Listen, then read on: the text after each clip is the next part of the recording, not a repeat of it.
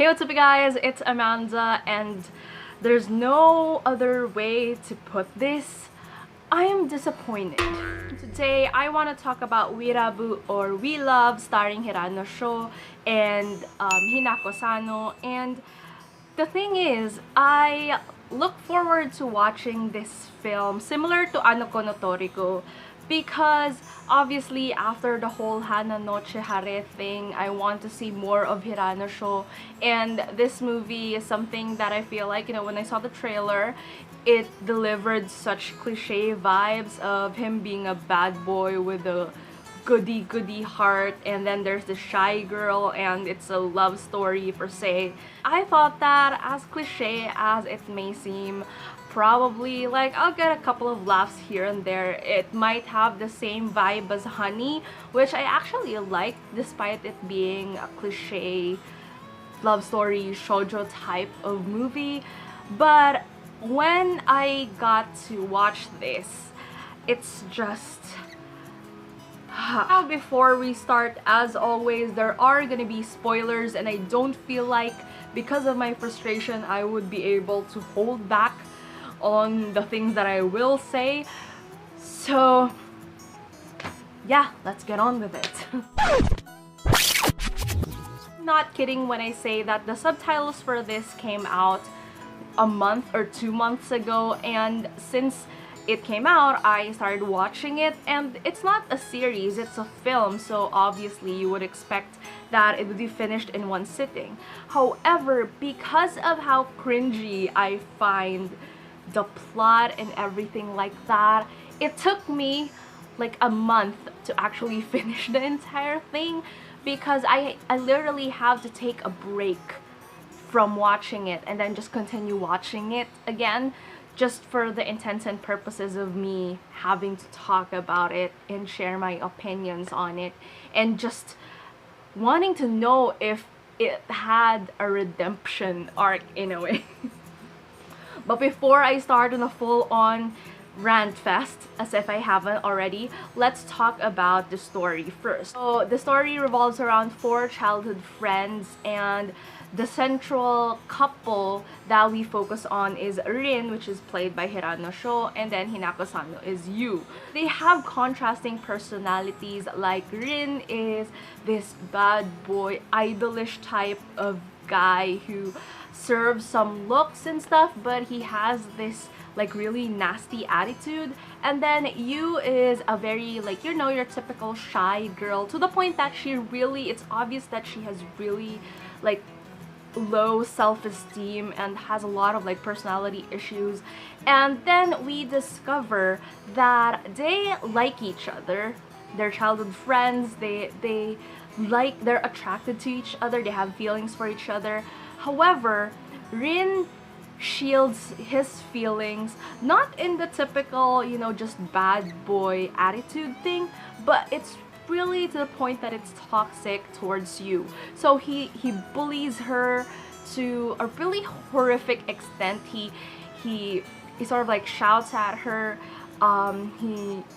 It's just so bad. It's not your typical cold or mysterious guy stereotype in usual dramas.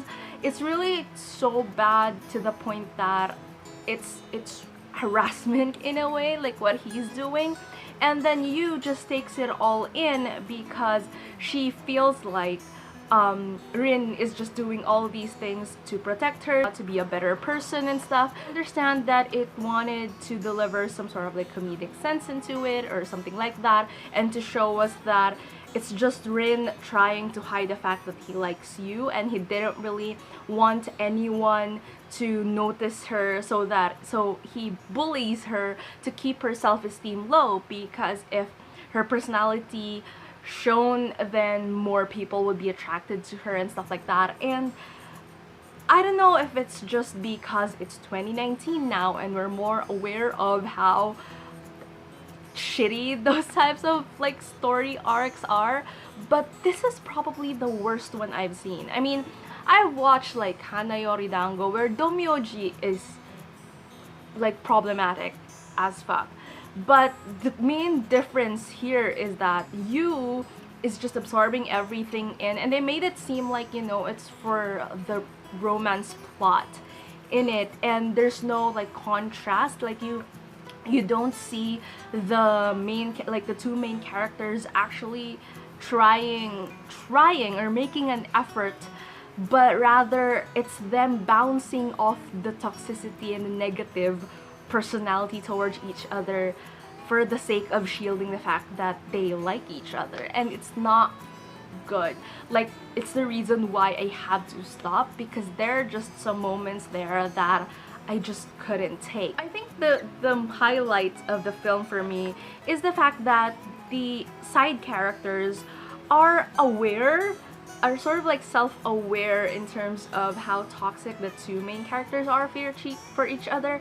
Like, they try to encourage them to not do the things that they're doing towards each other for the sake of, like, you guys like each other, so why not just be honest? Why have all these things? And I like how the side characters are sort of like bouncing off that, but it still couldn't mask how obnoxious the two main leads are.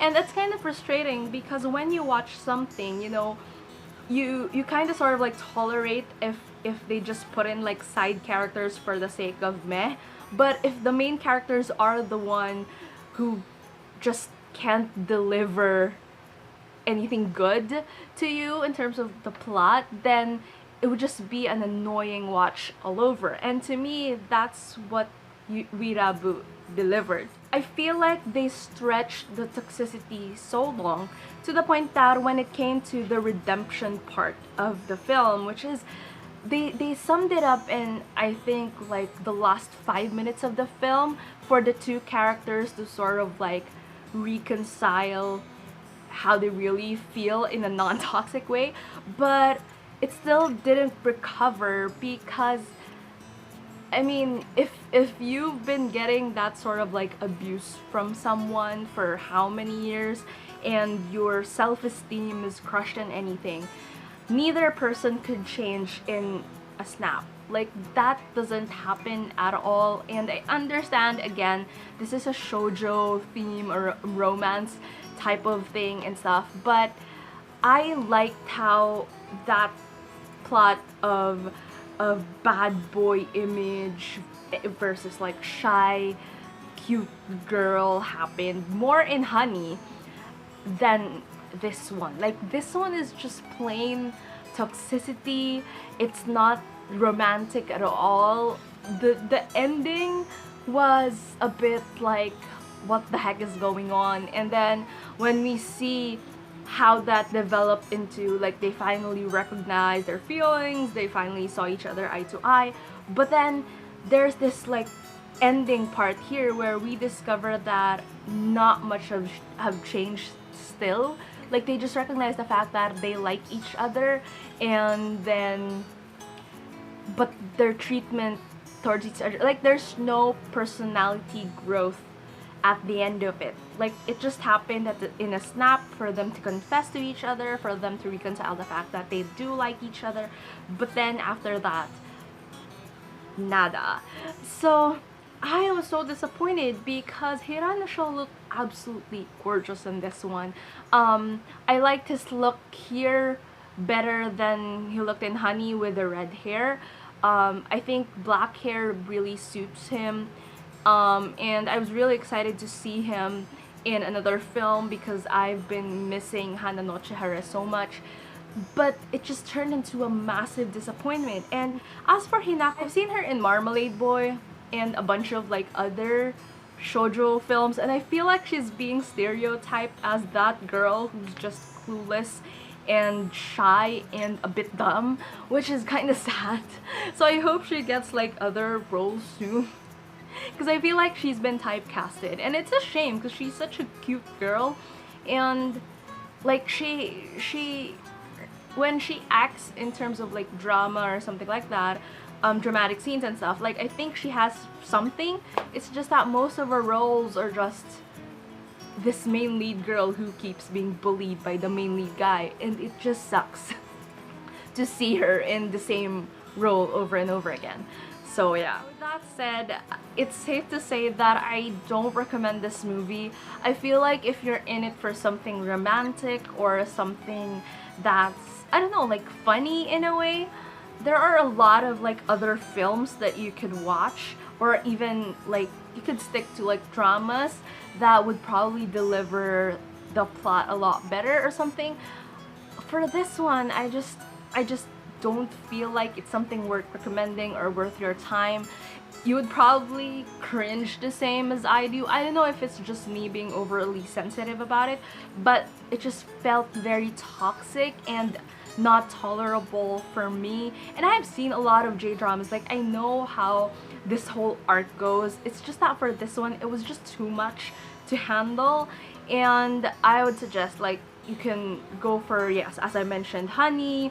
There's also like try Todome no Kiss if you're looking for a drama, and today's Kira-kun is probably like another nice watch instead of this one. Drowning Love can also be an option. Like that one is a bit philosophical and dramatic, like really dramatic, that's starring Komatsu Nana and Suda Masaki, but I still prefer that one to this one.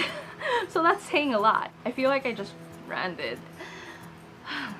If you like this video, please give it a thumbs up. Tell me down in the comments below if you have recommendations, J-dramas. If you've seen this, what do you think of it? Do you have other opinions apart from what I've said in this video? If you liked it, then just tell me what you loved about it.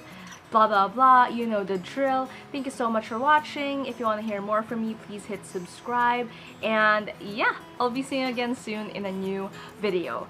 Hopefully I talk about something that I like next time. Bye!